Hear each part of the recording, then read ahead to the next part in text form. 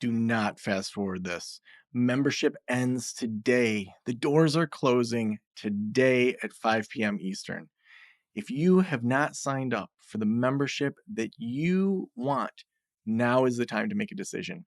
Head on over to practiceofthepractice.com/membership to select which membership level is for you. If you are ready to grow, if you are ready to level up, now is the time. Doors are not opening up again until March 2024, and you do not want to miss this. We have support whether you're in solo practice, starting a group practice, you have a group practice, or you want to go big and launch an audience. Now is the time. Head on over to practiceofthepractice.com/membership. I'll see you in there.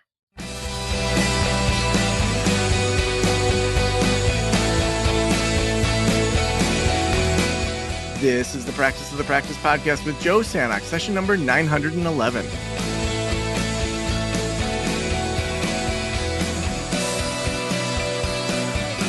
I'm Joe Sanok, your host, and welcome to the Practice of the Practice podcast. I am so glad that you are here with me today. We cover so many topics around business, marketing, networking, clinical skills, all sorts of amazing things. And, we at the end of September just had Level Up Week, over 20 webinars in 1 week. I mean, it was crazy. And this week, our memberships are still open. You're going to want to make sure that you can grab one of those memberships as soon as possible because I think it's closing today. So make sure you grab that. That's Next Level Practice, Group Practice Launch, Group Practice Boss, and Audience Building Academy. They're open right now and they're closing at the end of business today. So make sure you grab that spot over at practiceofthepractice.com/membership. All right. Today we're talking about some money stuff. And I remember when I was a kid, my parents were really good about teaching me money things really early on. That's one of the really strong things that they taught me, and a sense of responsibility, a sense of earning money. And I remember in second grade, I wanted a skateboard so bad. I saw Tony Hawk and all these other skateboarders and had this vision of being a skateboarder. And my parents said that they would pay for half of it if I could save up for it. And I wanted this $30 skateboard and I saved $15. And I remember the neighbors were going out of town and they said they wanted the water in their bird bath changed every day, which now as an adult, I'm like, they seriously just wanted to give me money and have me do a sense of responsibility as like a 7-year-old. My parents probably gave them the $10 or $15, but every day I would go next door and I would dump out the old water, refill it. And then finally I bought this skateboard at Kmart. And the downside of it was very quickly I realized that a Nash skateboard was the worst skateboard in the world. And so then it was I got to save up for a better skateboard. But very early on, my parents were save, save, save, save, save. But one thing I didn't really know is how to invest, how to start a business, grow a business, all those things, profit and loss. Those were things I never learned in grad school. I never took a business class. Those really basics of investing and doing well. Basically, saving was my only strategy, which I could do pretty well. Like a little squirrel, just kind of stocking away money. But there's a lot of strategies out there around tax optimization, about investing, about how we run our businesses, that it's really important to bring in an expert. And that's where Ryan Derousseau is such an expert in this area. Ryan is a fee-only financial planner, which I love, and we'll talk about why, who specializes in working with therapists to manage their personal finances so they can focus on clients. In his past life, he was a self-employed writer working for outlets including, check this out, Fortune, Money, Forbes, the New York Times, CNBC, and many more discussing personal finance, investing, and retirement issues. He now shares tricks and trades he learned working for himself with clients at United Financial Planning Group based in Long Island. Ryan, welcome to the Practice of the Practice podcast. I am so excited you're here today. Thank you, Joe. I'm very excited to be here as well. I love that anecdote at the beginning. I have a 7-year-old myself, and I think I need to incorporate that actually to teach him a little bit about money as well. So that's awesome. Yeah, it's funny because I have an 8-year-old and 12-year-old and both girls. And it was probably 2 years ago that I started giving them an allowance, but it's based on what they do around the house. Mhm. A lot of families will have like a checklist, like you do these 5 things and then you get your allowance. And to me, part of being just like a good roommate is that you're contributing and that you don't have like, okay, I did the dishes. Now I can just sit back and like trash the house. And Mhm. so to me, it's, you get $5 if you did an okay job of just, contributing, helping out, $10 a week if you really like have knocked it out of the park. And when you take out the stinky compost and you don't complain about it, like that's the stuff I'm looking for. And it's been amazing. Like I feel like I genuinely have like really good roommates that I can say to them, I need you guys to unload the dishwasher while I'm doing a podcast. And there's no complaining. They just do it. That's And great. my 8-year-old, she spends like a freak. I mean, she will just like save up her money and then drop like $60 to $80 on toys. That sounds like mine. And Yeah. I'm like, you know what? You earned it. You can buy as many of those stuffies as you want. And I think it's ridiculous. But, we'll go to like these kind of cheaper stores and they'll think about their purchases. And my 12-year-old, saves it all. So it's interesting because I don't have to then say, no, you can't buy this. And yes, you can. So, Yeah. No, I love it. Also, I would say don't start too high with the allowance because they expect yeah. raises at some point, and oh my gosh, that end of the week comes by every week. So Oh man, yeah, they're not quite there yet. But I have some extra chores that they can do to make more money if they want. But to me, that's just like the basics. I don't account for inflation, so every year I'm saving money. it's great. Cool. Well, let's start with like why'd you go into a career around money and specifically money and therapists? Yeah. So, well, I mean, first of all, I've just always been a writer of money. Like it's what I did out of college, and so it's something that I was always kind of drawn to, even if I wasn't really aware that I was drawn to it. It was clearly something that I was interested in, whatnot. Partly because like there's such a lack of education in money growing up, and my parents did okay, but they didn't talk to me about money. I had no idea like what they were saving, what they were, how much they were making or anything like that. And I think I have like a natural pull to just like kind of find things out. That's probably why I went into journalism at the beginning. It's just because I wanted to learn these things, right? Um, but what happens is when you're writing for a broad audience, you tend to write about a lot of the same stuff, and so that's what I was doing. And I had a real pull towards like helping people one on one, which you don't get a lot of ability to do as a writer because you're just kind of interviewing people, but not that you don't see the results of it, right? So they're just you interview them and then they're gone. But I really wanted that one-on-one development. Plus, I had always kind of worked for myself, so I had learned a ton of things about like working for yourself, saving on taxes, the investment strategies, things of that nature that really propelled me from like struggling as a writer. And we're talking about writing, which is really talk about poor pay. That's writing to really thriving in it. And so I really realized wanted to make that switch. Meanwhile, as I'm making that switch, I'm realizing that there's a group of people I kind of enjoy. I just enjoy naturally had a draw to, enjoyed talking to, saw a need for, which was private practice therapists. They dealt with a lot of the same things that I was dealing with from a cash flow perspective, from a tax perspective, that sort of thing. That it just made for a natural sort of connection there. So there was a need, but then also, like my own life has been shaped by therapy. I've been seeing the same therapist for almost 10 years now, probably. And I use him sort of as a business coach, sort of as a since I work for myself, someone to throw ideas off of, that sort of thing. It's not always really digging deep into like my history or anything like that, but that experience has really, made me and my wife's in therapy as well. I know how valuable it is for her. So our family, we've really been served well by therapists, and so it's both a personal and sort of like where my skills fit is kind of how I found myself. Really focusing in on the therapy space. Yeah, and by working with so many therapists, I'm sure that you, similar to me, start to notice some macro trends across the field. When you think about the things that most therapists get wrong in their mindset, in how they're approaching money, the way they're thinking about investing, the way they're thinking about their personal finances. What are a handful of those things that are the most common things people get wrong when it comes to money? Sure. I would say there's two that I most commonly see. And the first one is from a mindset perspective. It goes one of the two ways. Either they, from a mindset, they're kind of fearful of money. They're not used to managing their own money. Maybe they think money is like a four-letter word in a lot of ways.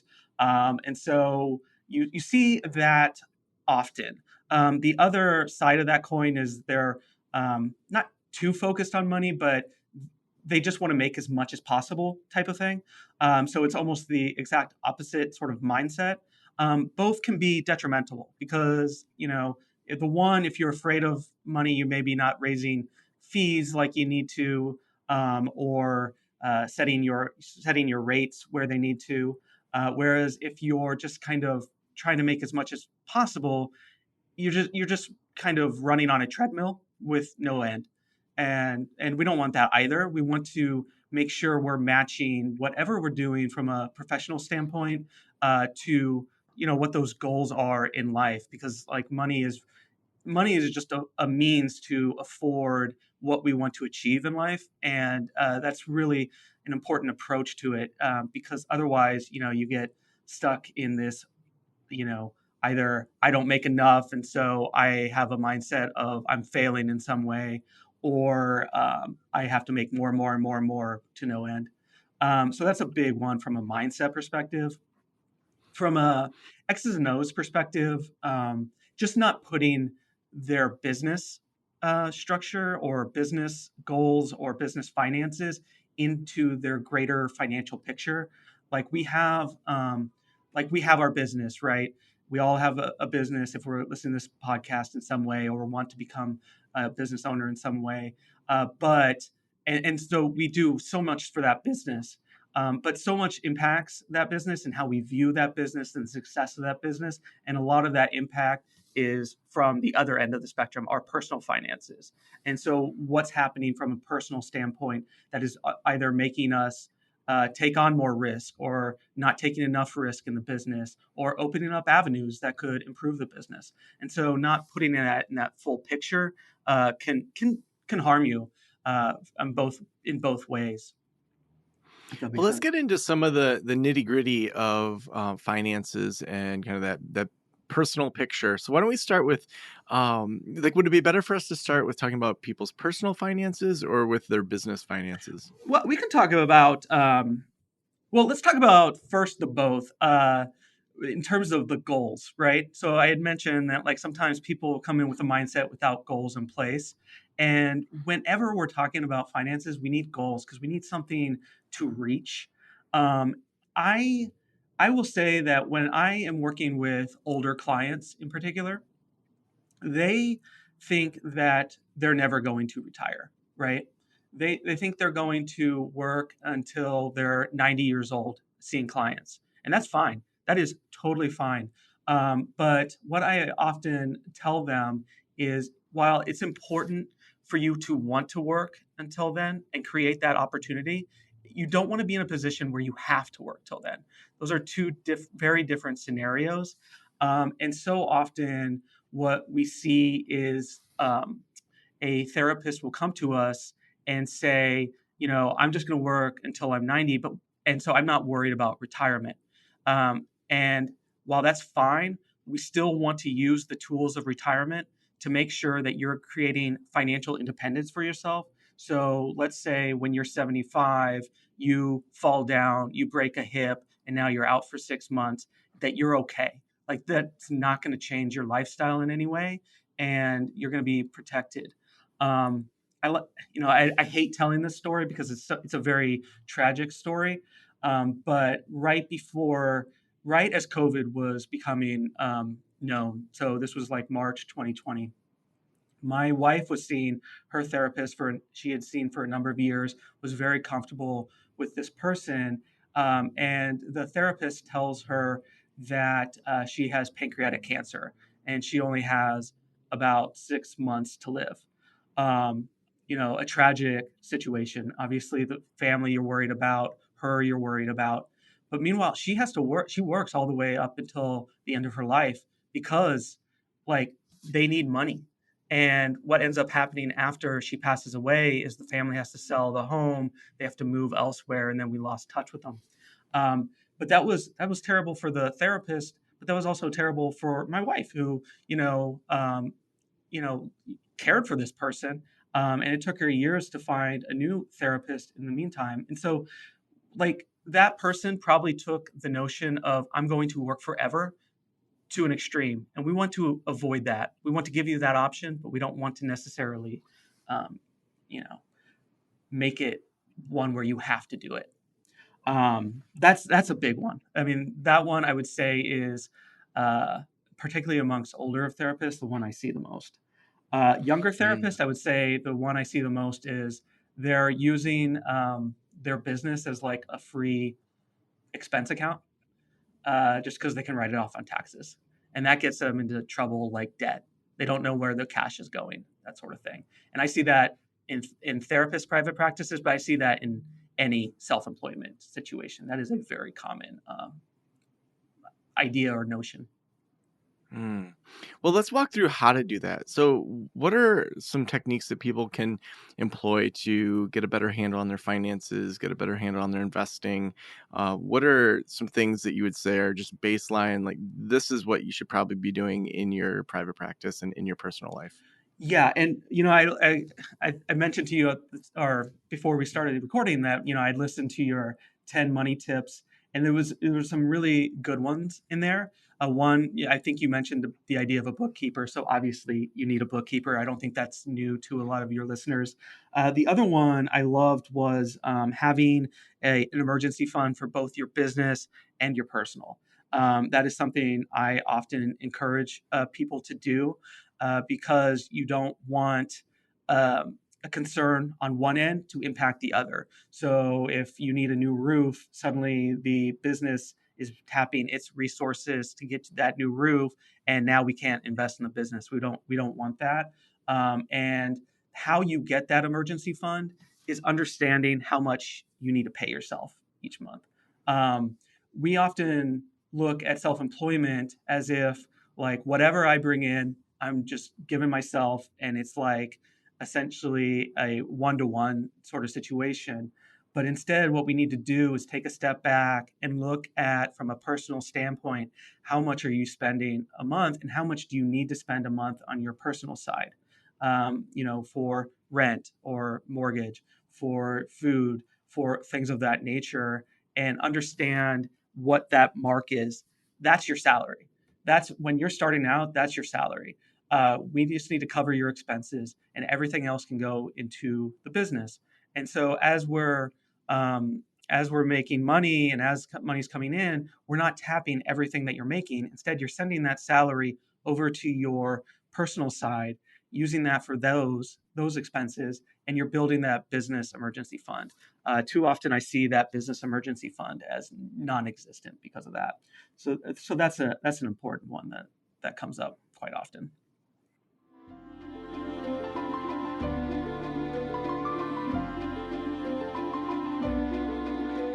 Going in network with insurance can be tough. I know when I took insurance, there were long wait times and it was so confusing. Filing all the right paperwork is time consuming and tedious, and even after you're done, it can take months to get credentialed and start seeing clients. That's why Alma makes it easy and financially rewarding to accept insurance. When you join their insurance program, you can get credentialed within 45 days and access enhanced reimbursement rates with major payers. They also handle all of the paperwork from eligibility checks to claims submissions and guarantee payment within 2 weeks of each appointment. Once you've joined Alma's insurance program, you can see clients in your state of licensure, regardless of where you're working from. It's amazing to know that you can be fully online. Learn more about building a thriving practice with Alma at helloalma.com/Joe. That's hello, ALMA.com/Joe to get started. Now, I know before we started recording on those 10 money things, you said you might have some adjustments. Was there more to it that you would adjust or think through differently than how I framed it? You're the expert. Feel free to share or tweak things that I said in that episode. In terms of spending, or do you want to talk about other sort of comments? Yeah, I mean, I say we dive into some of the investing, tax strategy, Sure. that sort of stuff too. All of that's in your expertise, and obviously, if there's things outside of that, then I know you'll say, nope, that's not something I cover. Yeah. So on an investing side, I'm a like I don't. I believe you said you know what a fee only advisor is, and what I would say is from an investment side, when you come across a fee only advisor, what often is going to be the case is they're going to suggest one thing when it comes to investing, and that's uh, low fee uh, or no cost broad based index funds. Um, Often when we get when we get investment statements from those who invest for themselves for many years, what we see is they've tried to do it themselves. This creates the idea of stock picking because that's what like the media talks about. See, if you're watching CNBC, that's what friends may be talking about. Oh, I sold Peloton for X amount of money, and now I'm going to buy a car. But what you're not hearing is all the failures within that mix. And so what builds up over time is just a portfolio of different stocks for no rhyme or reason, and it creates basically a secondary job of just like managing your stocks. The problem with that is not only is it time consuming, what happens is stock picking is about the worst way to go about your long term investing strategy. Studies have been shown that professional stock pickers, so these are people who are paid to actually pick stocks for a living, over after I think after about 10 years, 90% of those people who are paid to do this um, underperform just a basic index fund. Not only that, but if you add in fees, it's even less.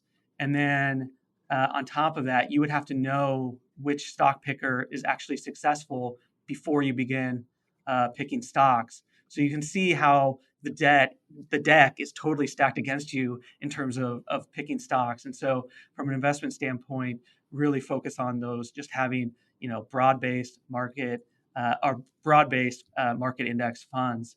When you're looking for advice, you had mentioned a financial advisor watching out for the 1% fees. That's particularly for investment advisors. So Hmm. if you go to a Fidelity or if you go to, whatever your brokerage is, they'll manage your investments for you, and they're going to charge you about 1%. And they may even kind of spice things up and say, look at all we're doing. We're not just investing in index funds, but as I've already explained, like that's not a good way to go because you don't know if they're any good at what they do. But also what they often do is kind of mimic index funds. So they'll say, look, I've got you in all these different stocks, and this is going to give you broad coverage to all these different areas of the world, when in fact you could just have done that for a lot cheaper in an index fund. And then that as that 1%, as you had explained in your podcast previously, really cuts into your returns over the course of many years. And so you want to avoid that. So if you're looking for help, you want to make sure you're finding like a financial planner, a financial advisor who is looking at your entire financial picture, not just your investing, because that's just a small portion of what your finances will look in the future. Um, Yeah. yeah, and so that's the investing standpoint. Maybe if you have a question there, I'll answer that, and then we can get into taxes and other stuff as well. Yeah, no, I think that, I mean, that's all the stuff that I've learned and heard. And, what I love about that approach is it's so simple. It's like Yeah. a broad index fund. You're basically putting your money across the market instead of, guessing at these mutual funds that were probably handpicked, and had, tons of the losers. And Hmm. it's just like invest across the market. You get the, percent the market has averaged. And if it goes up, then your fund goes up. If it goes down, your fund goes down. Yeah. Yeah, let's talk tax strategy. I feel like that's an area that, a lot of people have CPAs that have varying abilities. What are some some tax things that maybe are pretty common, and what are some tax things that maybe people overlook? Um, so one thing I'll say about the tax thing, uh, it's common in the sense that people know about it. It's it's uncommon that they don't necessarily know the full impact of it. So what I'm talking about is the S corp tax structure. I don't know. Do you know much about the S corp tax structure? I do, but a lot of people maybe don't. So Okay. feel free to dig into it. Yeah, so what the S corp does. So when you work for yourself, you have what's called self-employment tax. This is while it has this term, it's not actually self-employment tax. What it is Social Security and Medicare tax. And when you work for an employer, what you do is when you get your paycheck, you pay a, it's like 7.65% in Medicare and Social Security to Medicare and Social Security, and then your employer pays the other half of that. So it's about 7.65%, I think, off the top of my head. Uh, the self-employment tax, when you work for yourself, is you're both the employee and the employer, so you have to pay 15.3%, I think is what it is. You have to pay all of it. And so that's considered the self employment tax. And so what the S Corp structure does is it defines you as both employer and employee. So now you get to give yourself a salary, just like you're an employee. And on that salary, you have to pay self employment tax. So let's say you make $100,000, right, in revenues, and you pay yourself a salary of $80,000. So on that $80,000, you have to pay self employment tax, the full 15.3%. On the $20,000, well, that is what allows you as the employer to take as an investment in the company. So what the S corp does is say it lots what your salary is and what the profits or returns above and beyond the salary is. And so of that 20%, you get to save on the self-employment tax, but you also get to save on regular income tax because that's taxed at much lower rates. And so it's very valuable. Like when we're talking, when you see incomes that get to 200, 300, $400,000, there's significant savings because the one rule that the S corps give is that it has to be reasonable to your profession. What's reasonable is going to differ depending on the profession, depending on the state you live in, depending on what average returns are, that sort of thing. And that's where working with the CPA is really important. What the CPA doesn't evaluate, unless you are doing ongoing long-term tax planning with them, which is a considerable extra fee and they may or may not provide, is what's the impact if you're doing that and you're making $100,000, what's the impact long term? Because, like I said, that money is going to Social Security and Medicare, right? And so, if you're not funding Social Security and Medicare, then you could be short thrifted come the time you need those services, right?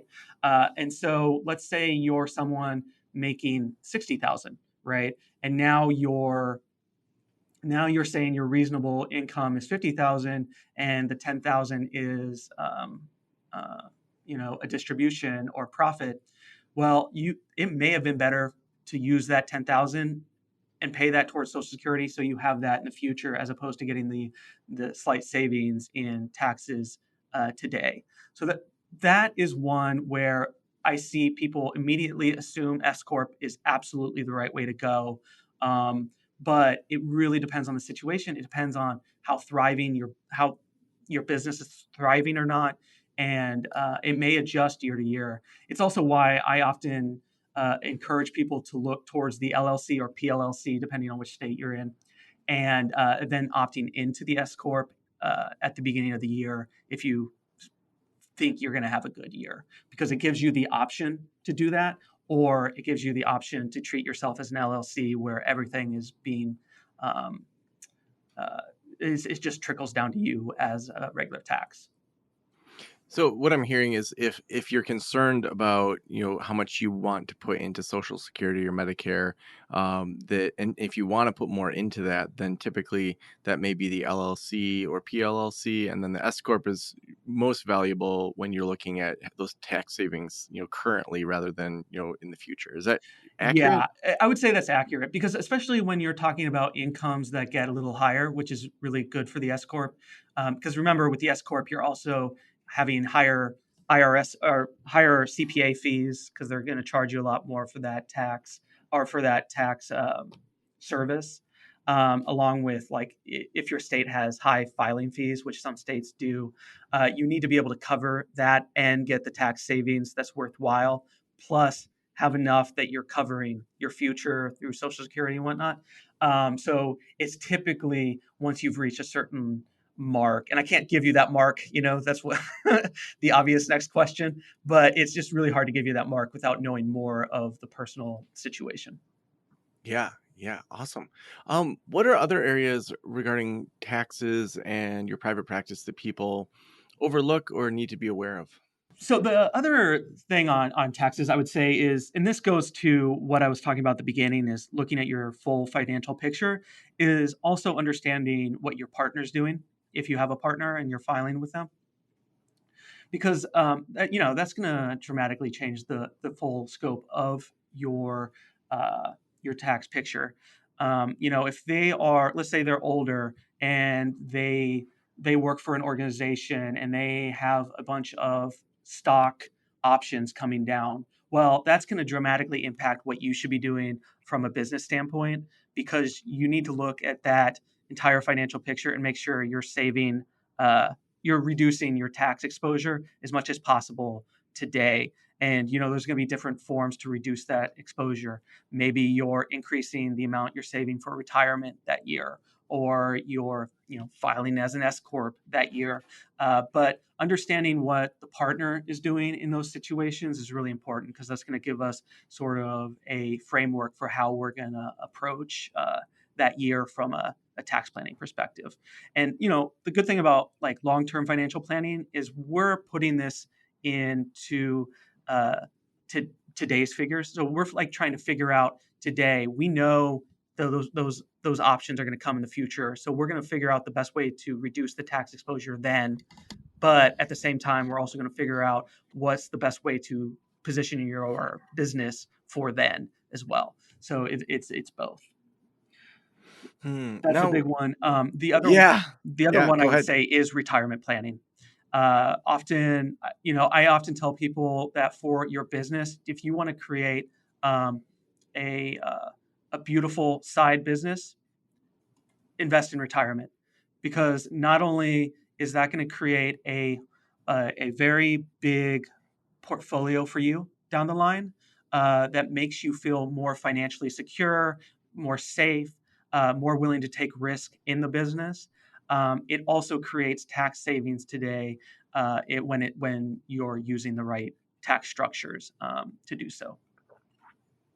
Yeah, is there a rule of thumb as to like how much of your income, like in regards to should you have 5 times what your annual income is or your annual spending, like how much should you have saved going into retirement typically? Yeah, I don't like to put it in that. I know. So from my Okay. media world, that's all we did was try to put it. And I remember writing a very specific story where it was like based on fidelity research, and it was like this time at this point you're supposed to have this amount compared to what you make today. And I always remembered at 40 you're supposed to have 2 times the amount of your salary saved today. For some reason, that's the one that really stood out to me. But instead, what I would say is um, when you're looking at numbers like that, uh, you want to save what you can today, um, and that's really going to be a balance. Um, I know in the therapy space, there's approach to um, like profits is profit first. It's like a Hmm. almost like a behavioral finance top tool where when you're looking at your business, you're taking profits out first and then figuring out the expenses from there. It can be a very valuable way, but I would also say that it's also important to take retirement first. When you're looking at your business finances, it's okay to say part of my salary this month is that $1,000 towards retirement. because it is essentially salary. That's your future salary because that's what you're going to live off of when you're not working anymore. Well, before I ask my final question, is there anything around money and therapists that we haven't covered that you think we need to dig into in the last few minutes? Yeah, there's a one. I would say particularly when I'm looking at older clients, but I think it's important for any therapist, no matter at what stage they are, is understand succession planning. That's been kind of the surprise for me as I've walked into the space is how few therapists look at their business as surviving beyond them. Um, you don't have to be in a massive group practice to eventually sell your practice. It's common in all sorts of fields. You know, my field, financial advising. It's common in accounting. It's common in law, and in therapy practices. We don't think of it that way. Partly because it's you and your client, right? Like without you, they're not going to trust whoever comes next. And so what value is there? But if you're preparing in advance, you can create ways to allow for those passing of clients to the next generation. And right now, you have so many new therapists coming into the world, into the field, and you also have so many therapists leaving the field because of just generational um, age numbers, that it would be a disservice to your life's work not to consider that. Whether it's finding a partner that you know you could trust down the line to practice the way you practice and help clients the way you like to help clients.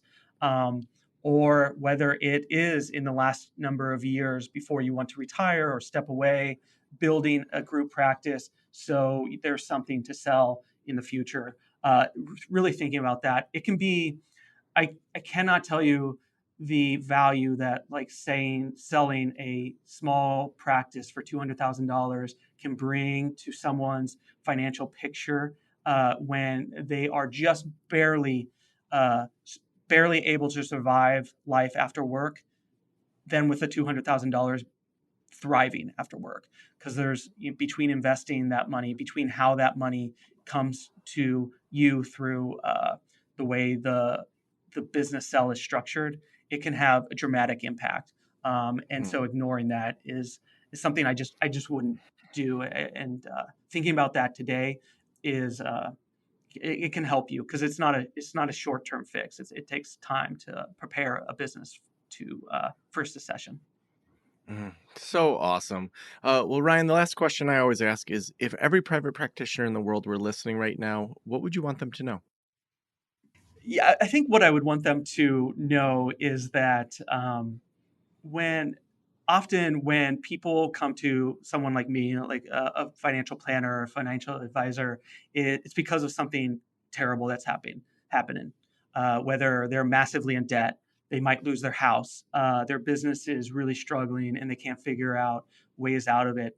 Um, that's that's when they come to us, but it doesn't have to be. And it's actually far more like there's so much more we can do when they come to us in a position where it's not a five alarm fire than when we have time to think about our options, think about solutions, different solutions. And so, you know, when you're looking at your finances and you're feeling good about things, that's the time to, either talk to others within your practice or within your industry, like and listening to podcasts like this, of course, and figuring out sort of the next steps. But it can be also talking to someone, like myself, and making sure that you're in a position that you want to be in the next 10 years. So awesome. Well, I know you put together a checklist. Tell us about that checklist and if people want to connect with you, where they can find you. Yeah, so I did. I put a checklist together, six things that if you do as a private practice owner, practitioner, if you do these six things, you're going to be ahead of the game in so many ways. And so you can find that checklist. While I work with United Financial Planning Group, I also have my own site called thinkingcapfinancial.com, and you can find the checklist on that site at thinkingcapfinancial.com/checklist. Awesome. Well, we will make sure we have links to that in the show notes as well. Ryan, thank you so much for being on the Practice of the Practice podcast today. Absolutely. Thanks for having me.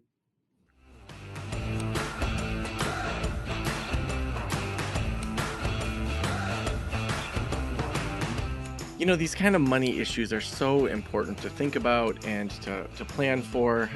And there's no time like right now to get started on it, and to really surround yourself with people that are helping you figure out, all those little kind of things to do within a private practice. We have experts like this in Next Level Practice, in Group Practice Boss, every single month. We are bringing in people to ask questions, to dive in, to dig in, like every month, around clinical issues, marketing issues, money, how to optimize your business. And we do that every single month. And if you are not a part of our membership communities, you are totally missing out. And those memberships, again, close today. They won't open back up until March. So please make sure you head on over to practiceofthepractice.com/membership, and then you can figure out which of the memberships is right for you. Next Level Practice is our membership aimed at solo practitioners. Group Practice Launch is our membership specifically aimed at people going from solo to their first hire. Group Practice Boss is our membership specifically for people that own a group practice. And Audience Building Academy is specifically for people that are building passive income, building an audience, launching things well outside of their practice into the world. So you can read all about all the details of every single one of those memberships over at practiceofthepractice.com/membership. Again, Thursday today, that all closes. So make sure you go grab that. Also, we could not do this show without our amazing sponsors. Alma is our sponsor today, and they know that going in network with insurance can be tough. Oftentimes, people just don't do it. They just do private pay. There's so much paperwork. It's a confusing process. Filling out all the right paperwork can be time consuming and tedious. And that's why Alma makes it easy and financially rewarding to accept insurance. When you join their insurance program, you can get credentialed within 45 days. Once you've joined Alma's insurance program, you can see clients in your state of licensure, regardless of where you're working from. Learn more about a thriving private practice with Alma at helloalma.com/Joe. That's helloalma.com/Joe to get started. Every single phase of private practice has its own unique challenges and its own unique opportunities. Whether you're starting and growing a solo practice, getting a group practice going, whether you're already a group practice boss, or you want to go big and go national with the skills you have, every phase has its challenges. And doing that in community with people and learning from other folks and having that guidance is so, so important. That's why we have a membership community for every phase of practice. Next Level Practice is for solo practitioners to help you get organized, fill up your practice, and get that solo practice rocking. We have small groups, we have accountability partners, we have live events every single week. And also, if in the first 3 months, in the first 90 days, you're not satisfied, we have a 90-day money-back guarantee. Next, we have Group Practice Launch. Group Practice Launch is a 6-month program specifically for you to launch a group practice. We have weekly meetings with that as well as guided courses, and you get full access to Next Level Practice. And you're guaranteed to hire someone in the first 6 months, or you get to go through it again for free. Next, we have Group Practice Boss. Group Practice Boss is for people that have group practices and want to continue to grow. All those ups and downs of having a group practice, of changing that mindset, being in community with other people, and getting that support from us. We, with that as well, have weekly meetings, and you get to come to Next Level Practice events as well. So that's 8 meetings a month that you could come to live to get extra help. Also, there's a 90-day money-back guarantee. Lastly, we have Audience Building Academy. Audience Building Academy is specifically for people that are ready to level up and go national. Maybe you want to get a traditionally published book, have a podcast, launch some e-products and e-courses and scalable income. Audience Building Academy is specifically for you so that you can level up and go national. We'll walk you through exactly how you go from having a solo or a group practice to going national. We'll help you build your email list, get on podcasts, and really level up. So no matter what your phase is, we have a membership community for you. Over at practiceofthepractice.com/memberships, you can read all about them and sign up. This week and next week are the only weeks that they all are open until 2024, so you're not going to want to miss this. Go in there and decide which membership phase is for you and join today. Again, that's practiceofthepractice.com/memberships. Thank you so much for letting me into your ears and into your brain. Have an amazing day. I'll talk to you soon. Special thanks to the band Silence is Sexy for that intro music, and this podcast is designed to provide accurate and authoritative information in regard to the subject matter covered. It is given with the understanding that neither the host, the producers, the publishers, or guests are rendering legal, accounting, clinical, or other professional information. If you want a professional, you should find one.